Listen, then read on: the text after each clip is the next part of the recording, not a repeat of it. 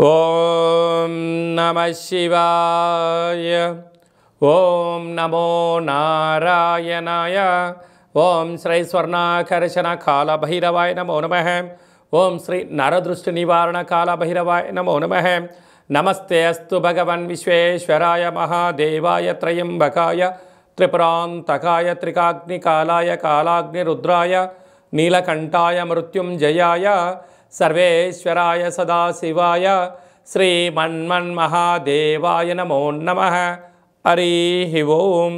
మా ఛానల్కి స్వాగతం.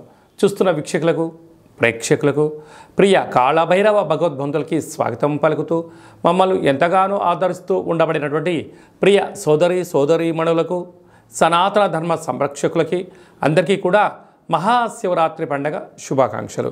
మహాదేవుడి యొక్క ఆశీస్సులు అందరిపైన ఉండాలని, అందరినీ చల్లగా ఆశీర్వదించాలని, నిండు నూరేళ్ల ఆయురారోగ్యాలకు అందరికీ ప్రసాదించాలని, జాతక చక్రంలో ఉండబడిన గ్రహ గమనాలు దోషాలు తొలగిపోయి ఎవరైతే ఏదైతే కోరుకుంటున్నారో అన్నింటా విజయాన్ని సాధించేటువంటి ఆశీర్వచనాన్ని భగవంతుడు అందరికీ ప్రసాదించాలని మనసారా కోరుకుందాం. 1-3-2024 నుండి 15-3-2024 వరకు పుట్టినటువంటి వారందరికీ కూడా ముందస్తుగా జన్మదిన శుభాకాంక్షలు.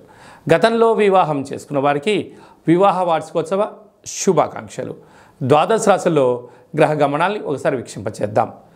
మిథున రాశి వారు మహాశివరాత్రి సందర్భంగా ఆదివారం అమావాస్య సందర్భంగా ఎలాంటి విధి విధానాలు పాటించాలో ఈ వీడియోలో సవివరంగా సంపూర్ణంగా తెలుసుకుందాం.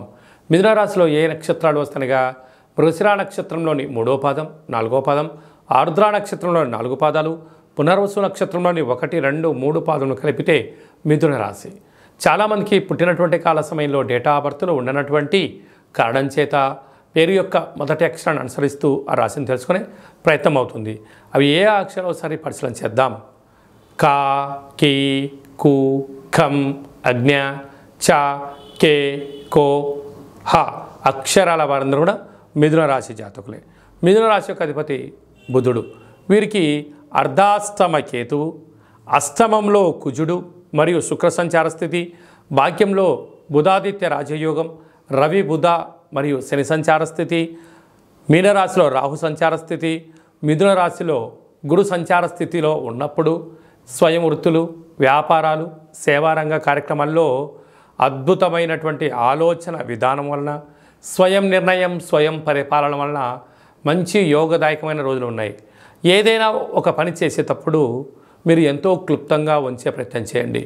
లేకపోతే మా బంధువులు కదా, మా మిత్రులు కదా, నా సన్నిహితులు కదా అని చెప్పి మీరు ఎప్పుడైతే చెప్పడం ప్రారంభిస్తారో మీ యొక్క బలం బలహీనత వారు తెలుసుకొని వారు మిమ్మల్ని అన్ని విధాలుగా వాళ్ళ అవసరాల కోసం మిమ్మల్ని సద్వినియోగం చేసుకునే పరిస్థితి ఉంటుంది.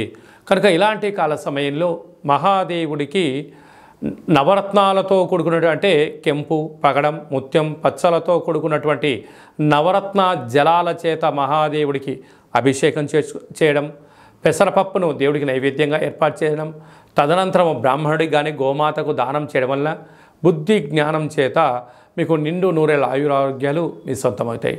అలాగనే ఆదివారం అమావాస్య సందర్భంగా కాళభైరవ స్వామివారికి మీరు ఒక విశేషమైన కూష్మాండ దీపాన్ని పెట్టగలిగినట్లయితే స్వామికి ఆశీస్సులు కలుగుతాయి. అలాగే మీ ఇంటి గుమ్మానికి, మీ వాహనాలకు ఒక నిమ్మకాయని దిష్టి తీసి కోసేసేయండి. తెల్ల జిల్లేడు యొక్క వేరుని తీసుకొచ్చి ఇంట్లో పెట్టుకున్నట్లయితే సకల దుష్టగ్రహాలు తొలగిపోయి విపరీతమైన రాజయోగం మీ సొంతం అవుతుందని చెప్పి గమనించాలి. స్వయం వృత్తులు, సేవారంగాలు, వ్యాపారాలు, వ్యవసాయ సోదరీమణులకు, సాఫ్ట్వేర్ హార్డ్వేర్ ఉద్యోగస్తులకు, యూట్యూబ్, వాట్సాప్, ఫేస్బుక్లను కార్యక్రమం చేసేంతవరకు చాలా మంచి కాలం ఉందని చెప్పి గమనించాలి.